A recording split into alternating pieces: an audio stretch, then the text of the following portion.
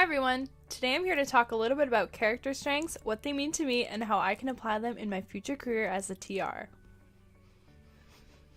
This video will be referencing the VIA Survey of Character Strengths, a classification system created by psychologists Chris Peterson and Martin Seligman, designed with the purpose of telling people where their virtues and character strengths lie. Out of 24 options, the survey identifies your very own top 5 character strengths, which the creators describe as being the internal building blocks of a flourishing life. Positive psychologists believe that we become the best version of ourselves when we make an effort to tap into our character strengths and use them in our everyday life. So I took the survey, and after 20 minutes or so, I was finally able to discover my very own top 5 character strengths. In order, my top 5 strengths included humor and playfulness, perspective wisdom, judgment, critical thinking, and open-mindedness, caution, prudence, and discretion, and leadership. But what do these mean? Let's dive a little deeper. Let's start all the way back at strength number 5, which was leadership. Leadership is described as having good organizational skills, an ability to be flexible and adapt, be emotionally stable, and possess good interpersonal skills. I wasn't so surprised to see leadership as one of my strengths, as I'm pretty much used to being in charge. Group projects usually go well for me, and I've spent a lot of time in my life working with others. If I were looking at the list of character strengths on paper and had to guess which ones applied to me, I probably would have put leadership on the list. So that's a good one. But what about number 4, caution, prudence, and discretion? This strength is all about being careful and not taking undue risks. At first, I was a little put off by this result, almost like I was being called out somehow.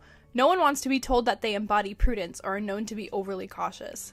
When reading more about this trait, I discovered that these results are pretty true to me and, to be honest, it should probably be put up a little higher on the list. In my regular life, I've always been someone who is careful about what they say and puts a lot of thought into the decisions I make. I really take the time to think things through.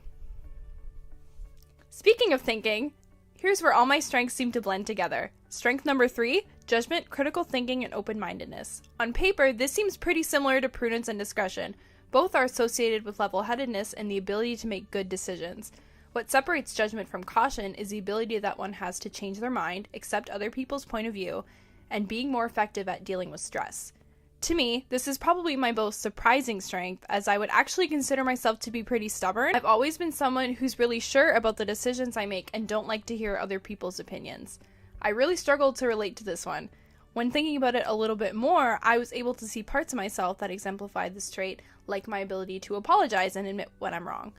I'm also someone who isn't very quick to develop a strong opinion on something, and like doing my own research before speaking out on a topic. This is probably why I end up being so stubborn.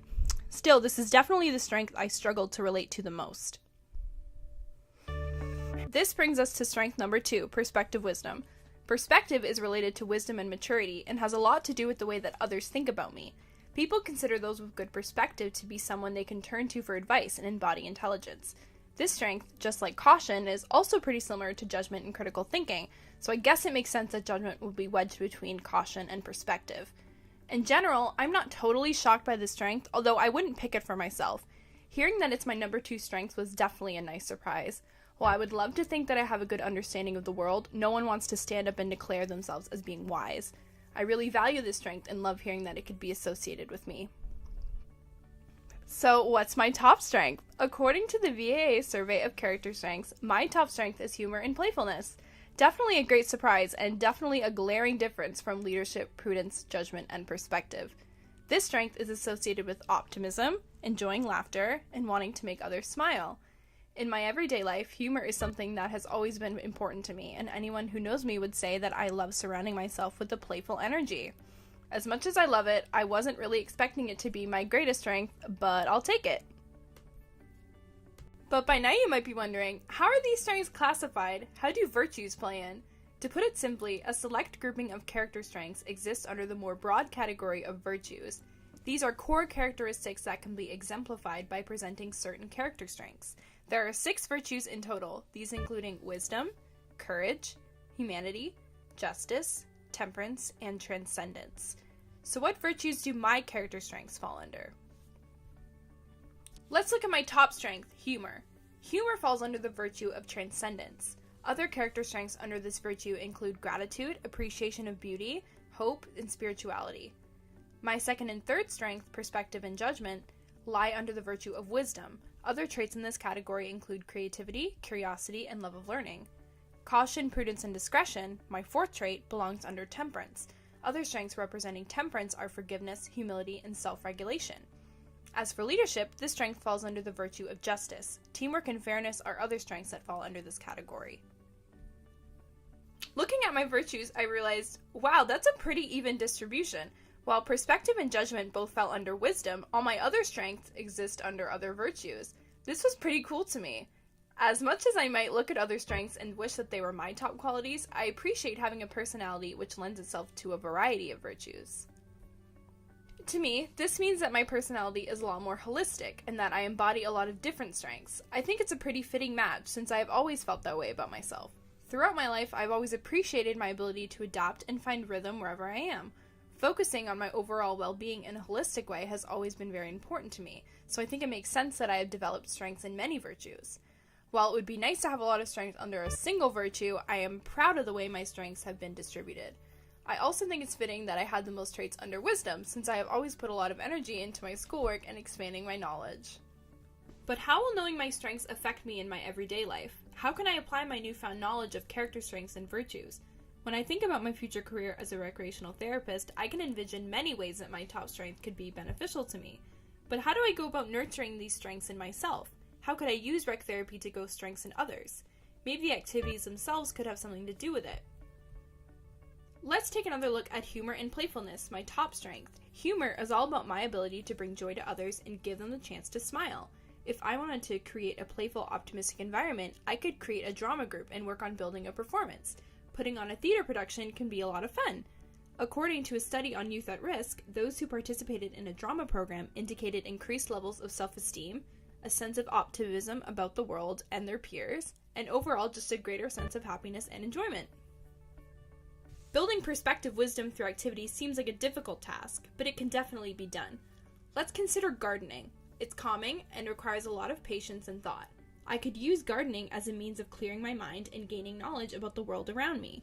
An Australian study on green space and nature-based play thought there might be a connection between gardening and wisdom too, and they discovered that those who sought out nature-based activities demonstrated evidence of improved cognitive ability, greater feelings of self-worth, heightened social skills, and higher overall life satisfaction.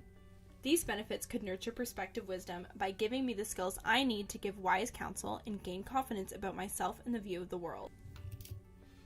That same study also found evidence to show why gardening would be a great opportunity to foster the strength of judgment, critical thinking, and open-mindedness. Problem-solving skills were said to be increased as a result of nature-based activity, along with improved emotional well-being and, as previously mentioned, improved cognitive ability. This means that gardening has the potential to strengthen one's ability to judge decisions and think wisely. Improved emotional well-being lends itself well to nurturing this strength because it allows one to think with an open mind, ignoring biases and rejecting manipulation from others. This research tells me that gardening could be an awesome way to improve judgment within myself and the clients I work with as a rec therapist. When considering how I could foster the strength of caution, prudence, and discretion, I thought a lot about facilitating programs that incorporate some element of critical thinking and potential for risk-taking. What about adventure camping? This could involve elements such as hiking, rock climbing, canoeing, and other group-based activities. A study done on spirituality, youth, and adventure therapy found that after the experience, participants were better able to understand their personal limitations and had increased awareness about needing to take care of oneself. A link was also found between adventure therapy and better articulation of feelings, as well as minimizing behaviors associated with frustration. These benefits are important for fostering this strength because they teach people about responsibility and their own personal limitations. Understanding how to minimize frustration in particular is an amazing benefit in regards to prudence and discretion, because it teaches people how to monitor what they say and avoid making regrettable decisions.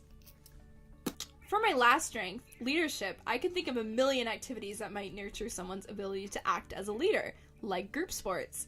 Participating in a sports program could create good opportunities for working with others, demonstrating responsibility, and promoting inclusion. All of these aspects build the foundation for the strength of leadership. In a study on youth and after-school sports programs, organized sports were said to improve leadership and social skills, as well as more specific abilities like sharing and cooperation.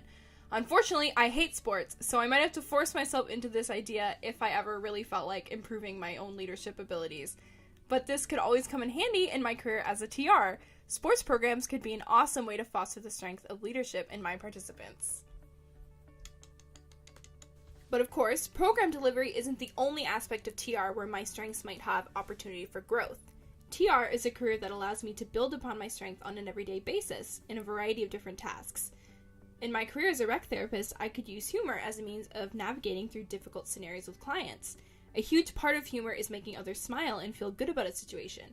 Having humor and playfulness as a strength could help me a lot with positive behavior management, especially because humor is an example of a positive behavior strategy itself. Humor can be a fantastic way to talk someone down from a stressful situation and calm anxieties, which is a huge part of building rapport with participants. Similarly, having the strength of perspective wisdom is another fantastic way to build a rapport with the clients I'm working with. Having perspective is all about giving off the energy of intelligence and being someone that has a good view of the world. People with perspective wisdom are supposed to be the people you can get good advice from. This is an extremely useful strength when it comes to assessment and interacting with clients, since it allows people to trust me immediately and take the advice that I actually give them. Since my participants trust my opinions, they might feel better about coming to me with their concerns and asking for help. This is imperative for building a positive therapeutic relationship. So now that I've developed a good relationship with my participants, how else can I use my strengths to improve my skills as a TR? Well, my third strength, judgment, critical thinking, and open-mindedness, is a strength that lends itself well to program planning. Planning programs is an area that requires a lot of thought, patience, and self-reflection, which is where critical thinking plays in. Planning programs also requires the willingness to think beyond one's initial ideas and put the needs of the participant over themselves. Tweaking a program idea because it isn't working can be time-consuming and frustrating, but the strength I have to be open-minded and maintain good judgment can aid me in this area like nothing else. In general, there are many ways that caution, prudence, and discretion are needed for success in my career as a rec therapist. Having caution specifically can help me with making sure that I have kept up with all my responsibilities and met deadlines. A good example of when I would put this strength to best use is when it comes to following the code of ethics, as a cautious person like myself would make sure that they have met every expectation required of them. Confidentiality specifically is a great example of when the strength of caution, prudence, and discretion would come into play, because it requires a lot of careful word choice. And finally, leadership. It is my understanding that this character strength would help me with my ability to organize participants and foster a nurturing, therapeutic environment. This strength would be most apparent when facilitating programs that require groups. Since most CR is done in a group setting, this strength is extremely important and I am very lucky to have it. Being a good leader means that my groups will always have good structure, feel complete, and be cohesive. And suddenly, I feel a lot better about my future career in rec therapy. Wow, look at that. Who knew that I'd learn so much about myself just by taking a survey?